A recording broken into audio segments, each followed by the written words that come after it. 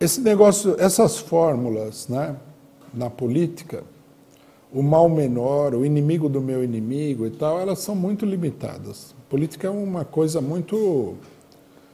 ela é muito complexa, né? Por isso que a força do marxismo na análise política está no uso da dialética, que dá uma enorme flexibilidade à análise. Você não opera intelectualmente com categorias fixas, porque as categorias da dialética, elas são todas meio fluidas. A dialética reconhece, por exemplo, que tudo está em constante movimento, tudo está em mudança, que as coisas, dependendo da situação, se transformam no oposto do que elas são. Quer dizer, um conjunto de ideias que dá uma mobilidade, uma flexibilidade ao pensamento muito grande, que não pode ser aprisionado nessas fórmulas. Tudo bem a fórmula, né? Mas a fórmula não explica nada. Por exemplo, você fala, o inimigo do meu inimigo é meu amigo. Tudo bem, a princípio é possível, mas nem sempre é assim. Primeiro você precisa ver se o inimigo do seu inimigo, ele é realmente inimigo do seu inimigo. Primeira questão. Às vezes acontece que ele não é inimigo, ele só tem uma pinimba, uma picuinha com o cidadão. Segundo, se ele for inimigo, até que ponto ele vai nessa inimizade? Ele vai a ponto de ficar do seu lado? Porque, por exemplo, nas revoluções burguesas, a burguesia era inimiga da monarquia. Mas quando a classe operária levantava a cabeça, a burguesia olhava e falava assim, eu prefiro a monarquia do que a classe operária. Então, quer dizer, o inimigo do meu inimigo não era meu amigo. É muito complexo isso daí. É insuficiente como definição. Você tem que fazer ingressar na análise uma série de outros elementos que vão definir o problema, né? A fórmula do marxismo é uma fórmula muito mais complexa. É fácil de enunciar, difícil de colocar em prática, que é o seguinte. Lenin disse o seguinte, a verdade é sempre concreta. Que parece, para a maioria das pessoas, isso aí não significa nada. Porque a pessoa precisaria conhecer filosoficamente a diferença entre o concreto e o abstrato, né? Ou seja, conhecer a dialética do abstrato e do concreto, que é uma coisa um tanto quanto complexa. Marx definiu o concreto da seguinte maneira, o concreto é a síntese de múltiplas determinações.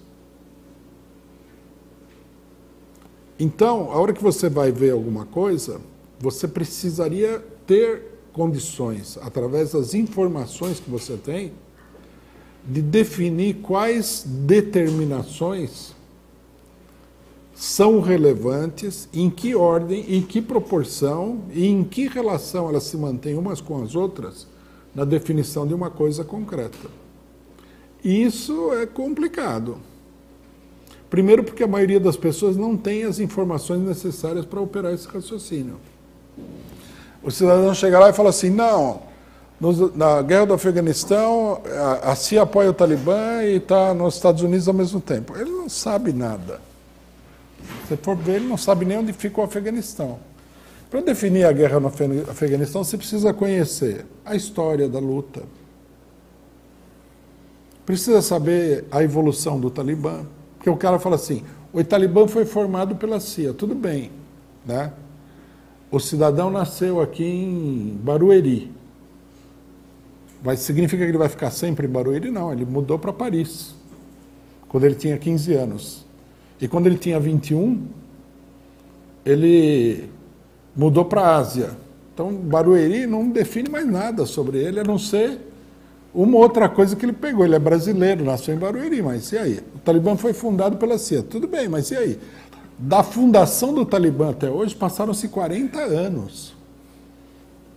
Né? O Talibã não vive no espaço sideral, não estava numa cápsula criogênica. Nesse meio tempo, o Afeganistão foi invadido pelos Estados Unidos, a situação internacional mudou, a União Soviética desapareceu, aconteceu 1 milhão de coisas. E você vai definir como o Talibã foi criado pelos Estados Unidos? Quer dizer, aí o concreto para essa pessoa seria a síntese de uma determinação, criado pelos Estados Unidos. Quer dizer, você tem que agrupar os fatos concretos sobre aquela situação, os fatos precisos, importantes sobre aquela situação, para chegar ao concreto. Agora, não basta saber os fatos. Aqui tem uma pegadinha que parece sacanagem da dialética. Você tem que saber em que ordem esses fatos têm que ser colocados. Levando em consideração também que eles, frequentemente, devido à situação, eles mudam de lugar. Então, quer dizer, é uma coisa muito fluida. E depois você tem que saber a importância relativa de cada fato, né? E a relação entre esses fatos entre si. Então, para chegar num pensamento concreto, precisa ter um treinamento, uma experiência, né? Um conhecimento, por exemplo. Quem que sabe fazer isso daí? Na minha opinião, Marx era o Pelé da dialética, o mais acabado mestre da dialética. Depois Engels, depois Lenin, depois Trotsky. É aí que você tem que aprender. Você tem que ver como eles usam a dialética para estabelecer o fato concreto, para saber do que nós estamos falando. E saber também que esse fato concreto ele está submetido a uma série de outras leis em volta da dialética. A dialética é complexa. Eu não quero desestimular o pessoal, mas eu acho que é importante conhecer um pouco da situação, porque a simplificação não vai levar ninguém a lugar nenhum, né? A dialética tem uma série de leis que são fundamentais que têm que ser aplicadas à política, né? Por exemplo, em que momento uma coisa se transforma de uma maneira fundamental? Existe na dialética uma lei que é a lei da transformação da quantidade em qualidade. Quer dizer, você vai acumulando quantitativamente um processo de mudança e num dado momento, paf, a coisa muda de qualidade, já não é mais o que era antes. O Trotsky tem um exemplo interessante sobre isso, discutindo a União Soviética, que o pessoal falava que na época dele que a União Soviética não era mais um Estado operário. Então o Trotsky dá um exemplo popular, ele fala o seguinte: vamos supor que um mecânico veja um carro que arrancaram a porta, o vidro, né, a roda e tudo mais, aí o mecânico chega lá e fala assim, isso aqui não é um carro, mas é uma figura de linguagem. Ainda é um carro. Se você colocar a roda, o vidro, a porta, pronto, ele volta a funcionar, é um carro. É um carro estrupiado, mas é um carro. Então, quer dizer, uma das questões importantes na política é saber quando que o carro estropiado se transforma em mero ferro velho. Agora, essa ideia de que ele vai se transformar em ferro velho é relativa. Por exemplo, para um cara que está fazendo negócios com o carro se transforma em ferro velho a partir do momento em que não é mais rentável consertar aquele carro. Tá certo? Essa pode ser a norma. Mas suponhamos que você é um mecânico e você tem como hobby consertar carros. Então o seu limite está acima do limite do negociante. É uma questão relativa. Esse é um problema-chave. Quando é que uma greve se transforma numa revolução?